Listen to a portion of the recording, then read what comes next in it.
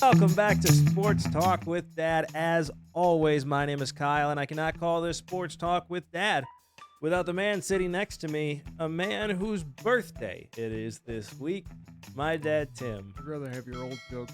864 years old this week. There are times when I feel that old. Happy birthday, 64. Ugh. Don't feel 64. You know what is after 64?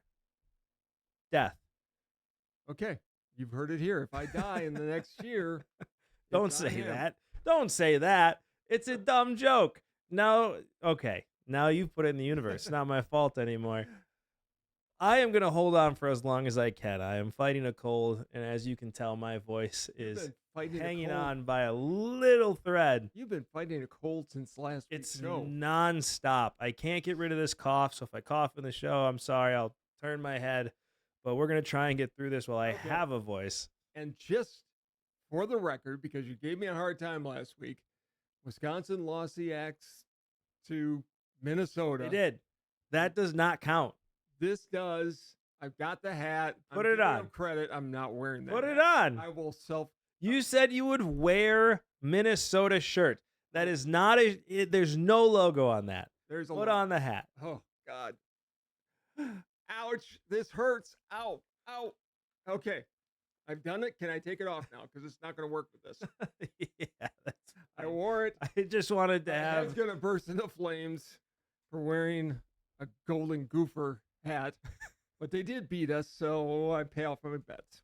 You just bought that vest because it's like, hey, I can still wear this vest, and you thought I wouldn't notice there wasn't a logo on it. I looked for a logo. Couldn't find one. So it's maroon. I got the It's hat. not that you couldn't find one. It's you understandably didn't want to pay the prices it wasn't would have gonna cost to get I a was not vest you gonna were pay never off. going to wear. $100 for this bet. Yeah. Wasn't going to do it. I got the hat, so. I would have. No, you wouldn't have. I would not have. You're absolutely correct. Anyways. Big things happening in college football. One thing that happened, which is crazy to me, all this nonsense about Lane Kiffin leaving Ole Miss, right? Not wanting to coach. 4 coaches are now going back to Ole Miss to coach for the championship game. Which I'm glad. This was, look, I get the AD not wanting Lane Kiffin there because that's a personality. That's personal.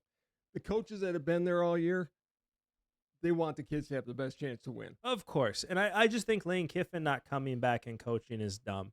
He's still built your program. I get egos in the way. I can't say I wouldn't have felt the same way if I was the AD. I understand the initial reaction to it all. Sure.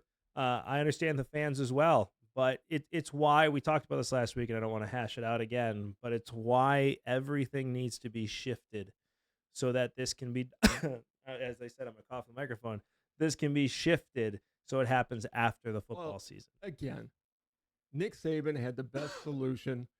You do what the NFL does. You can't talk to coaches until after they're out of the playoffs or on those bye weeks. Right. They'll let you go and talk for a minute. Correct. College football needs to be overhauled so badly. They In need every way. They need to break away from the NCAA. This whole thing about a committee picking your playoff teams has got to end. Dude. I am so pissed about the college football playoffs. I'm so the fact that Miami is in the playoffs bothers me beyond belief because there are 4 other teams that should have been in ahead of Miami. Notre Dame not being one of them. Notre Dame could have been one of They them. do not know. But their Oh my strength of God. schedule, I'm not arguing for Notre Dame. Okay. I'm not. They had 2 big ranked games early in the season. They lost them. Yes, they went on. They beat a ranked team, but they didn't play anybody. No, I'm not arguing for Notre Dame. What I don't understand, and let's be honest, the only reason Miami is in is because Virginia lost. Sure. And they wanted an ACC team. You had to have an ACC team in. You didn't have to have an ACC team in. Dude. Your conference is terrible. As part of the arrangement, they have to have a team in. That's a joke. I know. Miami has no business being in the college football playoffs. If you wanted a team, put in Virginia. I know they lost to Duke, but put them in. Miami and Virginia doesn't belong in. Nobody from the ACC belonged in. And the ACC, by the way, talking about digging their grave more. One, we've talked several times about the fact that Florida State and Clemson are on their way out because of the nonsense that the ACC is doing. Notre Dame in every other sport belongs to the ACC. Correct. And the ACC comes out and bashes Notre Dame, saying why Miami should be in over Notre Dame. No other school just singling out Notre Dame. As well they should. No, you shouldn't. Notre Dame has ridden this arrogant, independent thing long enough. This is the committee sending a message saying, get into a conference or you're not guaranteed a spot. And I know beginning next year, I think they are guaranteed a spot, which is ridiculous. Why would they be guaranteed a spot? Part of the contract. I could be wrong on that, but I think they're going to have an easier route to get in. It can't get much easier. It's time for Notre Dame to suck it up. They're a bunch, this whole independent thing. And I know there are guys like Golick and my nephew, who's a Notre Dame fan, who lives on that. I'm sorry. Conference, you're going to have a much harder route to get there unless you're in the ACC. They would have destroyed everybody. But go in and be part of a conference, run the gauntlet like every other school has to do, and then if you get into playoffs, you get in. I mean, it has nothing to do with they make so much more money on their own. And that's the other thing the committee's mad about. They take all that money that they make on their own, put it in their own pockets instead of being able to spread it through a conference. Correct. And they also get a seat at the table because they're independent, because they're Notre Dame. They're never going to give that up. I agree they should join a conference, but it's not going to happen. Back to what I was saying with the ACC, there's ACC stuff all over Notre Dame because they belong to the ACC conference and other sports. Mm-hmm. For the ACC to bash one of their own programs, their own teams, doesn't matter. They are not.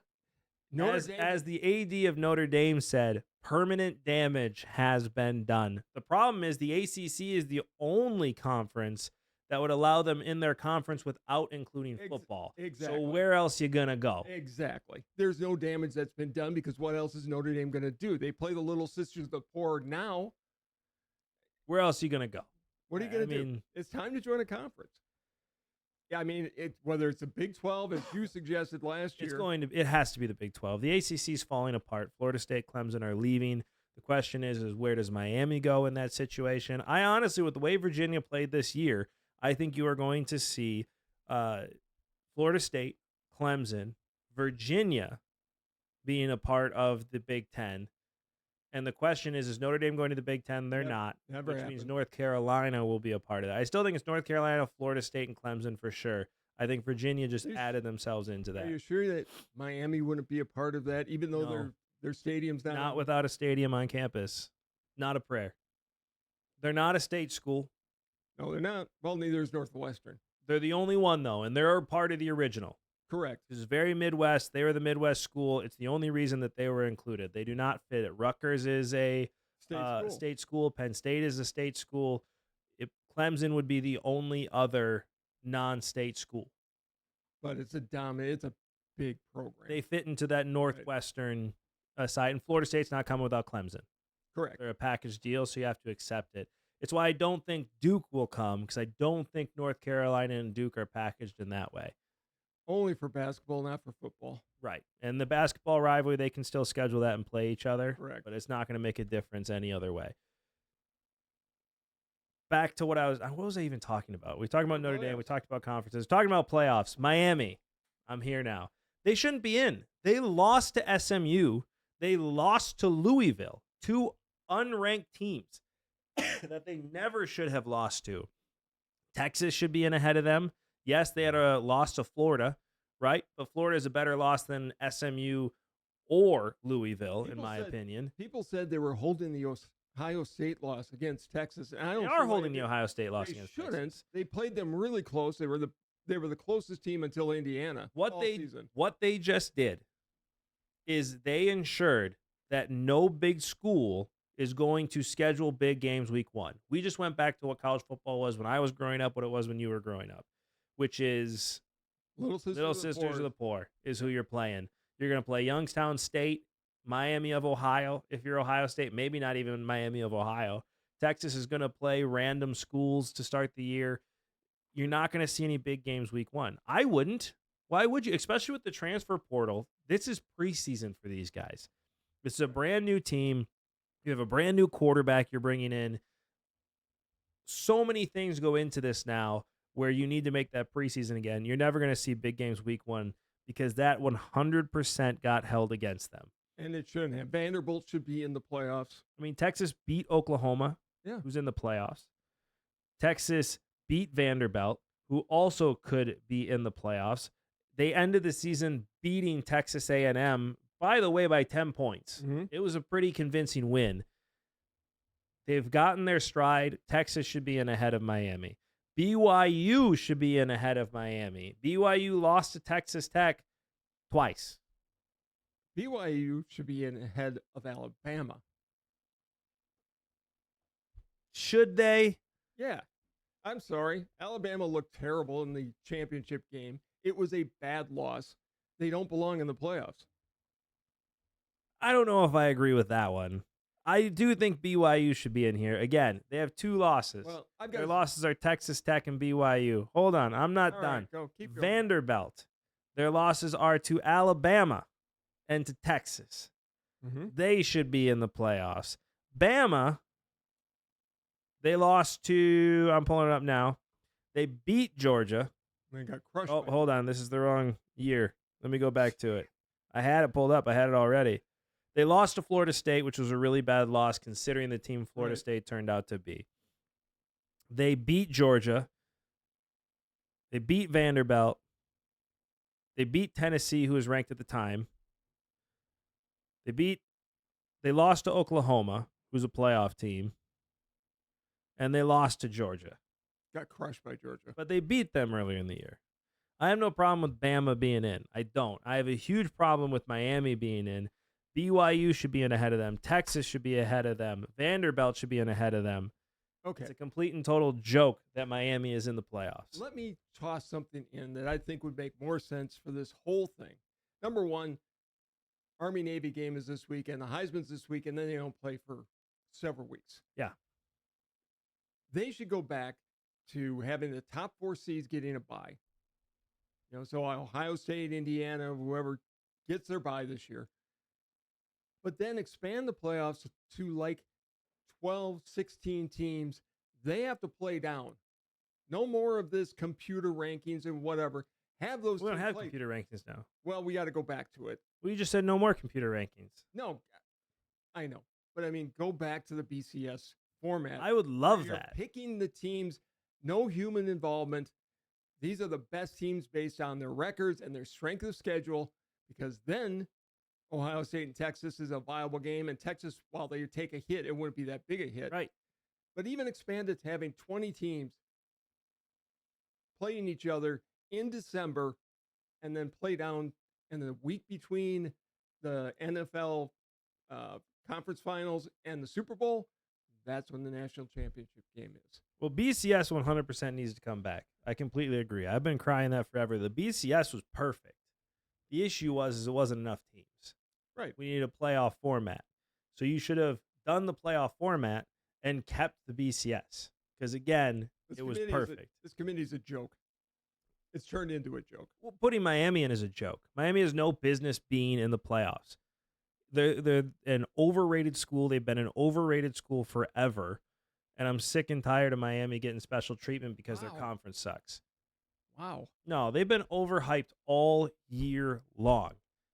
I'm not saying Notre Dame should be in. I'm not saying they should. They beat Notre Dame fair and square. Yeah. But you're holding these close losses against ranked teams, against other programs, and you're putting Miami in, who lost to 2 unranked teams they should have beaten. They didn't even play in their own conference championship. Then who from the ACC should have been in? Nobody. Well, somebody's got Nobody should have been in They're- from the they're ACC. A Power 5 conference. It's not what this is supposed to be about, though. One of them is going to get in. Well, then Duke should have been in. They're your conference champion. I'll give you that. If you're going to have somebody from the ACC, then it should be the conference championship. Put an 8-5 Duke in, which is just as stupid, by the way. Miami has no business. BYU lost in their conference championship to the only team they lost to otherwise. Yes, it was a bad loss, but again, it's the number 4 team in the country. Miami lost to 2 nobodies. I'm not arguing with you. I'm saying that the committee has to go. It's proven to be. Vanderbilt's been playing out of their mind. Vanderbilt's, by the way, Vanderbilt's AD, one of the classiest comments I've heard. He wasn't like Notre Dame, who whined about not getting in. Well, they're not playing in the bowl game. I understand that. They took their ball and went home like the babies they are. Vanderbilt comes out and goes, hey, we should have won another game, and we're in. That's the right attitude. They wouldn't have been, though. They would have found a way to keep them out because you're saying they're going to force the ACC in. If they would have won one extra game, I think Vanderbilt gets in, and then somebody else is not in. Like, I don't know if you want to put in, because conference, wasn't it, there is supposed to be conference championships, the Power 5 conference championships are supposed to be in. So in that sense, Duke should have been in. Should have been. They won. Miami shouldn't be in. It's stupid, and I hate it. Texas should be in ahead. Honestly, Texas is your team, in my opinion. They had a loss in the middle of the season to Florida. I understand that, but Texas should be in. Here's my problem. They were going to keep Texas out even if they beat Florida. They were going to put an ACC team in. And so Miami gets special treatment for being in a stupid conference that's going to break up anyway. I'm tired of it. I hope they get smoked by 50 points. This is why Nick Saban has been right. It's time for football to break away from the NCAA. Make Saban the commissioner. But the college football players has nothing to do with the NCAA. It's their own creation. I get it. But they've got to rework the whole thing. They've got to break off, and they've got to take college football and try to get it back, number one, to where it's about student athletes. Oh, that ship has sailed. I don't think it necessarily has. You got to get these kids that can't go for 1 year here, 1 year here. You're right. That part, there is no student athletes. They're just going school to sell their wares. But it's got to be, they've got to step up and go, look, this is still about an education for these kids. It's not. They can go back to it if they make those kids make a commitment, and you have to stay there for at least 3 years. I think this is about to become a club where it's separate from the school. It just has the school name on it. It's about to be semi-pro football. It's actually going to be professional football heading to the NFL. Yeah, but you say that. Most of the kids that play college football are never going to get a sniff at the NFL. No. It's still a 1%. Very small percentage that gets to the NFL. So this is still about the fact that these kids should be going to school to get an education because they've got to do something past it, even if they make $1 million contract. I agree. $1 million isn't that much money if you're 22 years old. It's a house and a couple of cars. If that. That's all it is. Yeah. Depending how big the house is. Right. I mean, it's certainly not a lifetime amount of money. Right. Let's say it's a house in our neighborhood plus a couple of cars. Is what it is. Yeah. I mean, $1 million is at that point gone. It's been used up. And most of those kids aren't going to do it on that. They're going to be wearing bling around their shoulders, and it's going to be pissed away on stupid things. You hope not. There's smart kids out there. There is. I always look at Chad Ochocinco or Chad Johnson, whatever he goes by now. I always look up to him in his financial prowess because when he joined the NFL, he didn't even get a place. He slept at the facility on the couch. Like he is so financially intelligent and was from the word go. And then you see OBJ go out there and say $60 million isn't enough to make generational wealth. I was like, dude, give me $60 million. I could live off that for for a couple of lifetimes. It's like the movie where the guys are going, the replacements when they go out and go, $2 million a year. That's not enough to feed my family or whatever he said. I mean, it's ridiculous. These guys don't realize what they really have. Well, don't spend money on that stuff, and you'll be perfectly fine. It's hard though. They're kids. The NFL has done a great job.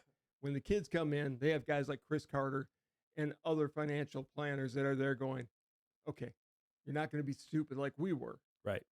Don't put it up your nose.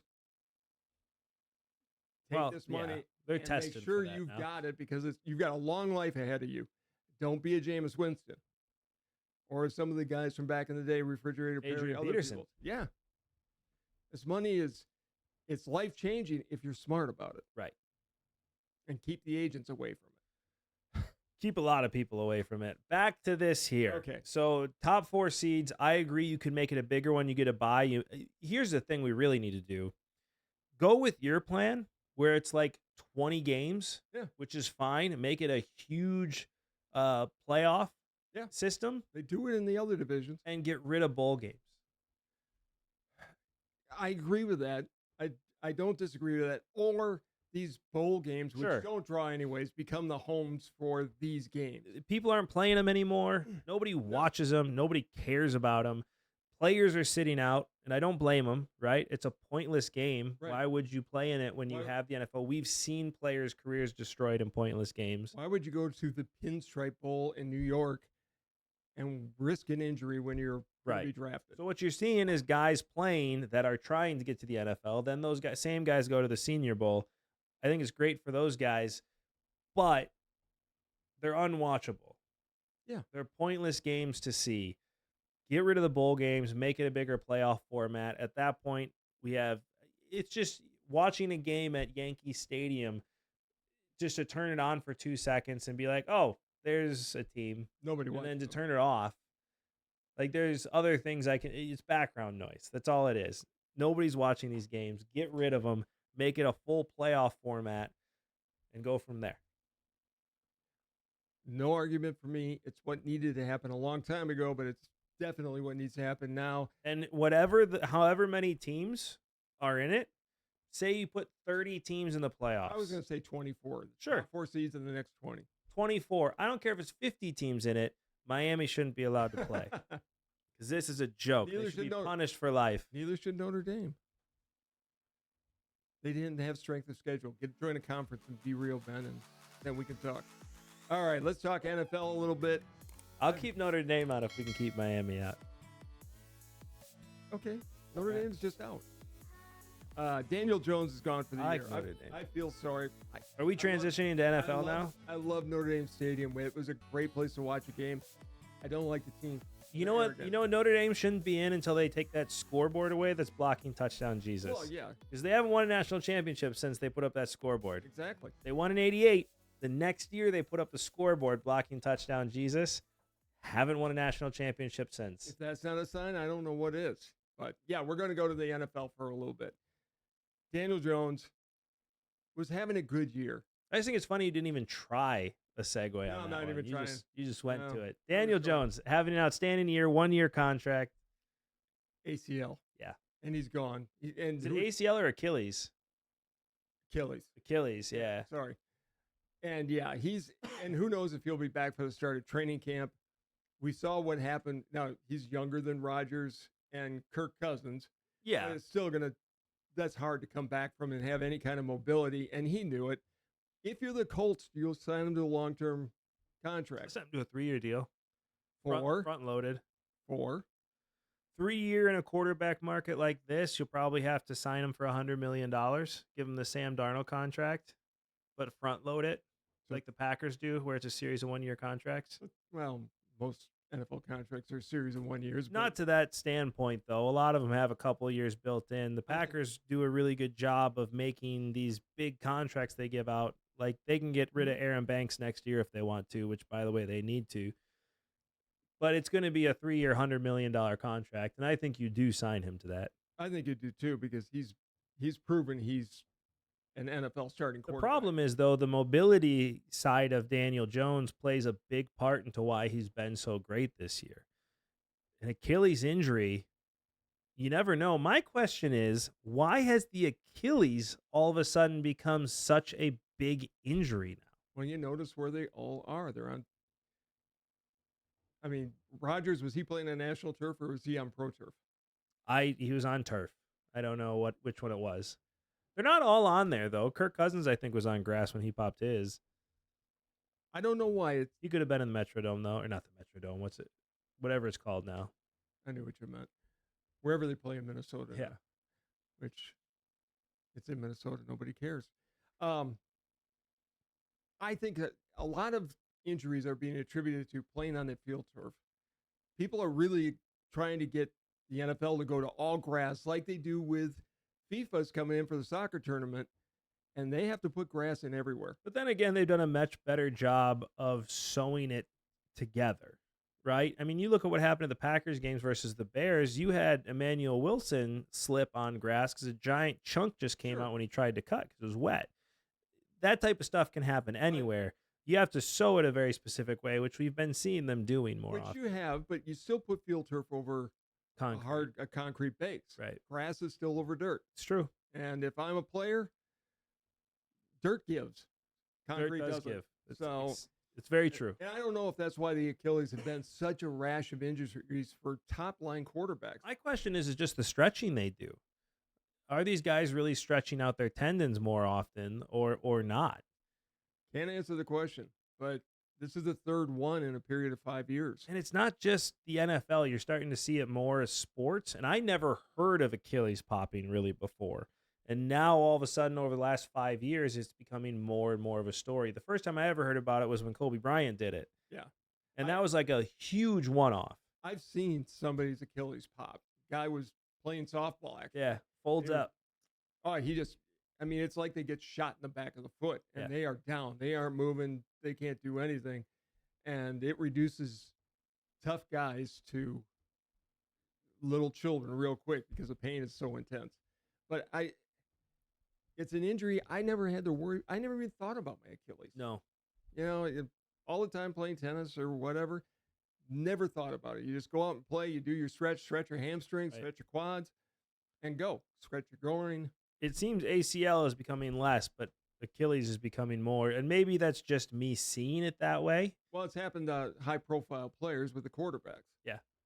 So I would sign Jones, but I think it's hysterical who the Colts did sign today. Phillip Rivers. Yeah, he hasn't been in the league since 2020. So 5 years ago, he was up. Has it been that long? It is. He was actually up for Hall of Fame consideration, and now he's going to restart that clock. Does it restart? Yeah. The report I heard said it started. I don't know if that's true or not. But one, I don't blame Phillip Rivers coming back. He's got 9 kids, and he's going to get a big old paycheck. I think he's got 10. Does he have 10 kids? Yeah. He's got a lot of kids. Come back, give it a shot. Why not? It's just for a few games. Make a couple $1 million. He was good. He was good. He was not good with the Colts. He was terrible with the Colts. His career was done. But the Colts, what else do you do? Anthony Richardson's on IR. He's out for the year. Daniel Jones is done for the year. Riley Leonard is all of a sudden now done for the year. Yeah. Who are you going to start this weekend? If it's not Phillip Rivers, they have a journeyman back there. I don't even know. So Leonard is done for the year completely? That's what it sounds like. It's a possibility. I didn't hear the final report on him, but it's a leg injury. I mean, he's the guy I'd be starting even if he's 75%. You run behind. He's not starting this week. Okay. Which is why they're bringing in Phillip Rivers. They're going to be. I mean, Phillip Rivers could step in. Yeah. It's an 8-2 team that's about to fall apart real fast. At least they were 8-2. That's what happens when you lose your starting quarterback. And I'm actually surprised the Colts didn't call the Packers. I mean, the Packers aren't going to give up on Micah Parsons or Malik Willis. Malik Willis at all. I mean, it's going to take a first-round pick. It would. And the Colts aren't giving up a first-round pick. No.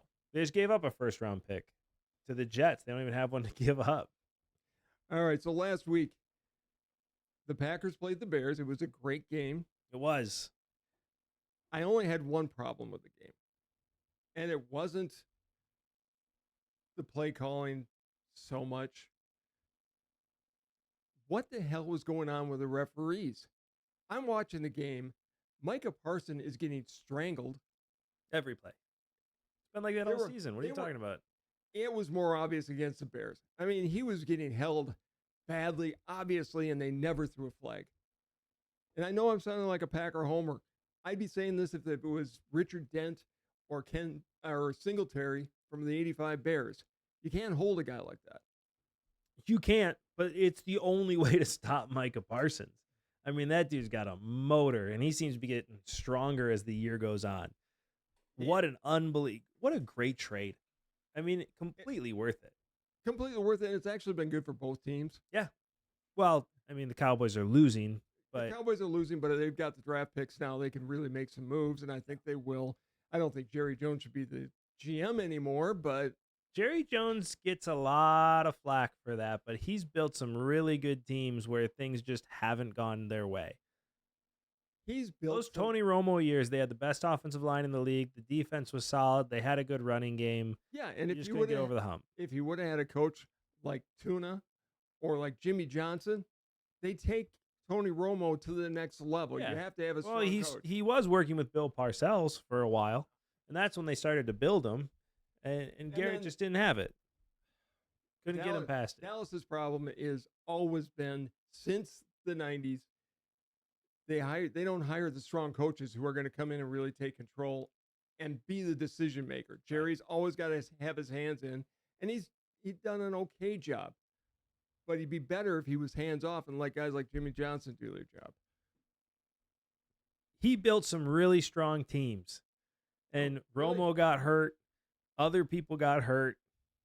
Again, how many Super Bowls have they been to? How many NFC championships have they been to? I don't know. None. Has it really been none? Yeah. Not even NFC championship games? I don't think so. Ouch. Like in 30 years. Ouch. So, and Schottenheimer has been a good coach this year. Yeah, he has. I think he's going to grow in the position. I think he is stronger than most of the coaches they had. McCarthy was strong. Oh, he's absolutely earned that. But they've got a lot of work to do. Yeah, but when it comes to the Packer, Micah Parsons getting held. I mean, again, what else do you do? The only problem I have is our defensive line, the rest of our defensive line needs to step up. Rashawn Gary had such a strong start and then is giving up on plays. He can't do that. And Parson needs to address that in the locker room. And they brought somebody else in again this week. They're just trying to fill in for what they lost with Wyatt going out. That's going to be something that's going to hurt the Packers in the long run. In the playoff run, I should say. He'll be back next year. But losing Kenny Clark and then losing Wyatt, we just don't have enough big guys up front. And we saw that against the Bears because they were running up the middle, no problem. But Quay Walker's been great. I mean, he's stuffing the middle as much as he can. But again, that's going to be 3 yards down the field. Well, as long as they did hold them without getting into the 15, 20-yard games on the running game. And that's what they're going to have to stop when they go to Chicago in a couple of weeks as well. Here's another question I have for you. Okay. Are the Lions done? They have to win this week. And I mean not just as in done for this season. Has their run of being a competitive team coming to an end? No, we talked about this a couple of shows ago, and I haven't changed my opinion. They're going to need to bring in a new offensive coordinator for sure. Mm-hmm. That's going to have to happen. You can't have Dan Campbell calling plays. It's not where he's been doing great with it. But it's not his strength. It's not where you want him to be. So you'll need a new offensive coordinator. I think the defense has been fine. It's just a down year. There's so much young talent on that team. They're all signed. Like you need to fix the offensive line. That's killed you this year. But you got Gibbs there who's been awesome. Montgomery won't be there anymore, which definitely will leave a hole unless he takes a big pay cut. If they can really focus on rebuilding that offensive line, they'll be and getting some corners, they'll be right back to where they need to be. I still think they're going to be one of the stronger teams. I agree with you. They've got to get a new offensive coordinator in. They do. And the guy who's there now, enjoy your last couple of weeks. Yeah, you got to find somebody that can call the plays and do it well. You're not going to replace Ben Johnson. You're not. No, and you're not going to replace Aaron Glenn, even though the defense has been okay this year. Right. The offense, Ben Johnson was one of the most creative play callers there was, and he was a de facto assistant head coach. Yeah, nobody doubted that, but for the team to be like playing the way that they have, they've had some bad breaks. It's the NFL. Every game is hard. They're not out of the playoffs. I don't think the Bears are done losing. I mean, this is a trap game for the Bears against the Browns this weekend. I could easily see them losing that game, although I think Kevin Stefanski is trying to lose on purpose now. Why you don't have Shedeur Sanders in for a 2-point conversion after he just scored the touchdown is beyond me. I think I didn't think Kevin Stefanski would last to Thanksgiving.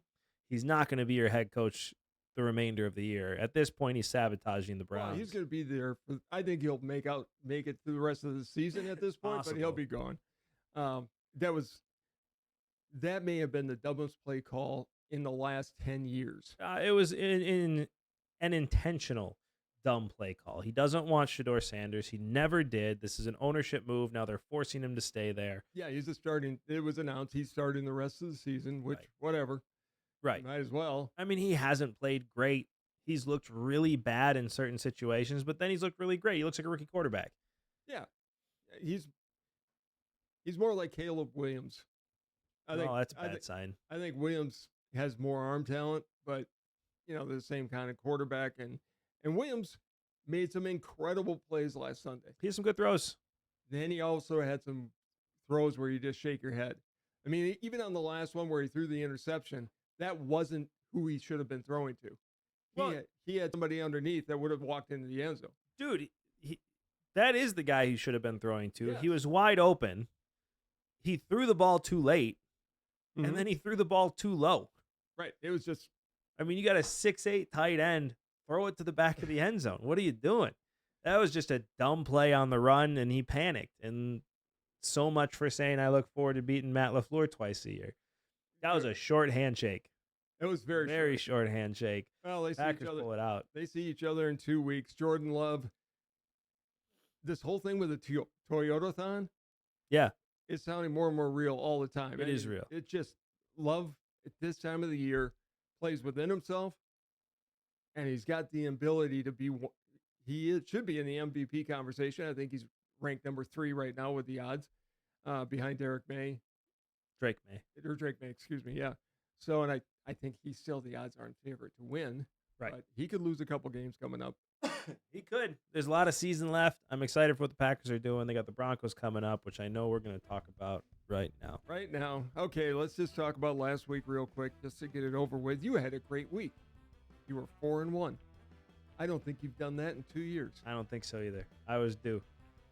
And I continue my trend of I was going to say, if I'm 4-1, that makes you 1-4. I was 1-4. It was not a good week for me. Don't listen to my picks. 64-32 was last year, not this year. What are you at now?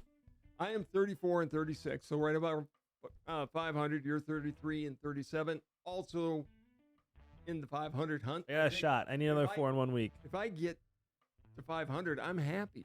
Last Last year was a fluke. I've been 2 games under 500 3 years in a row. It is time for me to at least, I'd like a winning record one year. There are great games this week.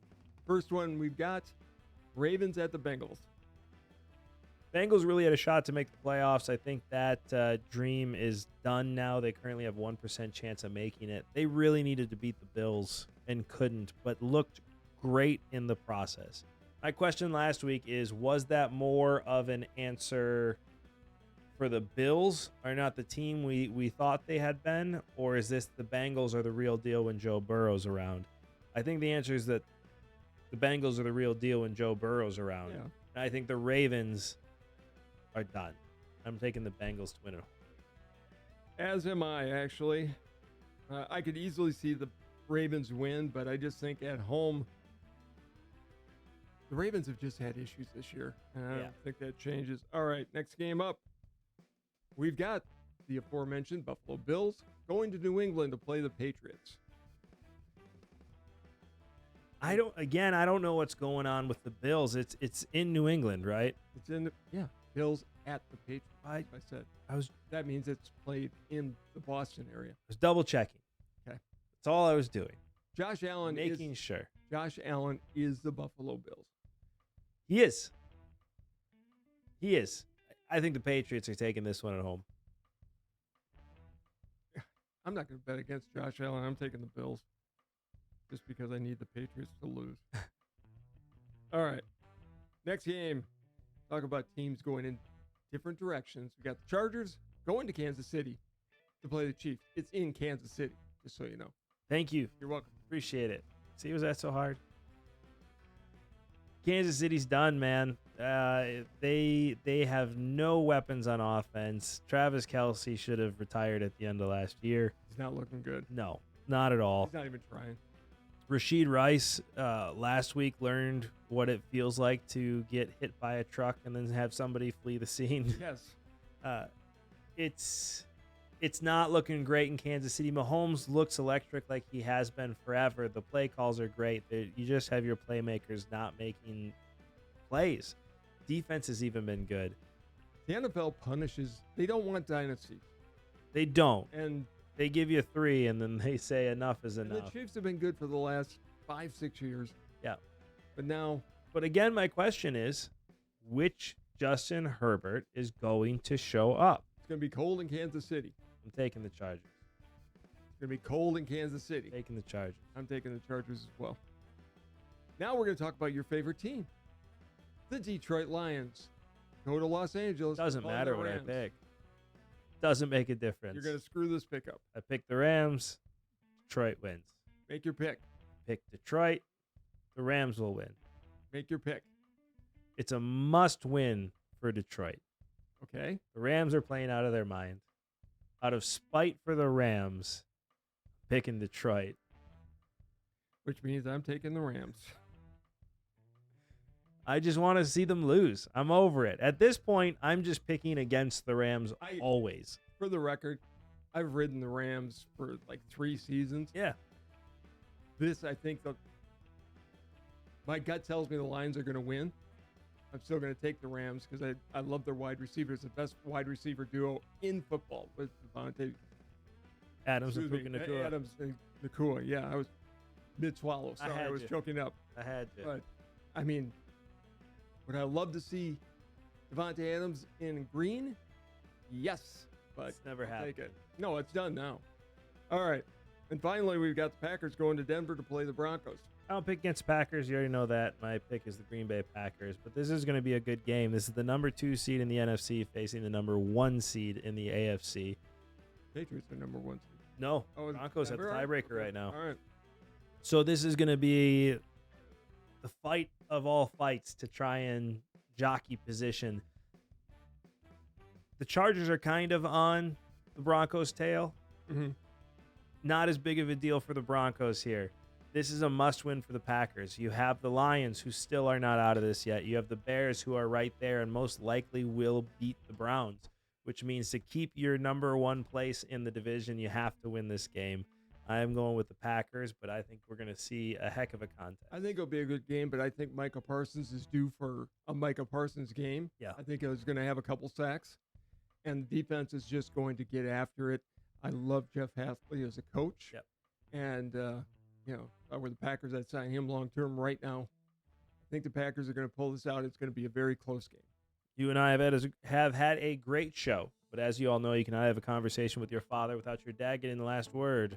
So it is all I you. love college football. I've always loved college football. That's not what they play anymore.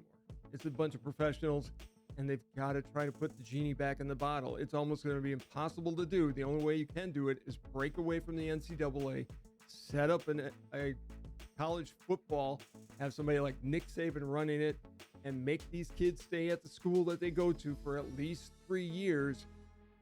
And then maybe we can get back to making these kids realize they need an education and make them student athletes again.